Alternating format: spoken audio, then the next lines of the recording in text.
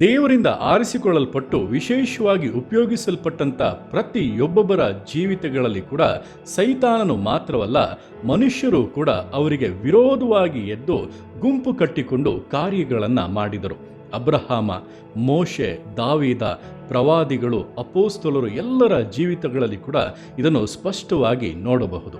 ಆದರೆ ಇದು ಯಾವ ಮನುಷ್ಯರ ಕುಯುಕ್ತಿಗಳಾಗಲಿ ಸೈತಾನನ ಕಾರ್ಯಗಳಾಗಲಿ ಫಲಿಸದೆ ದೇವರು ದೊಡ್ಡ ಜಯವನ್ನು ಅನುಗ್ರಹಿಸಿ ತನ್ನ ಉದ್ದೇಶಗಳನ್ನು ಪ್ರತಿಯೊಬ್ಬೊಬ್ಬರ ಜೀವಿತಗಳಲ್ಲಿ ಕೂಡ ನೆರವೇರಿಸಿದರು. ನಿಮ್ಮ ಜೀವಿತಗಳಲ್ಲಿ ಕೂಡ ಒಂದು ಕಡೆ ಸೈತಾನನು ಹೋರಾಡುತ್ತಾ ಇದ್ದಾನೆ, ಮತ್ತೊಂದು ಕಡೆ ಮನುಷ್ಯರು ವಿರೋಧಿಸುತ್ತಾ ಇದ್ದಾರೆ, ಕುಯುಕ್ತಿಗಳಿಂದ ಕಾರ್ಯಗಳನ್ನು ಮಾಡುತ್ತಾ ಇದ್ದಾರೆಂಬುದಾಗಿ ಅಂದುಕೊಳ್ಳುತ್ತಾ ಇರುವುದಾದರೆ ಭಯಪಡಬೇಡಿ.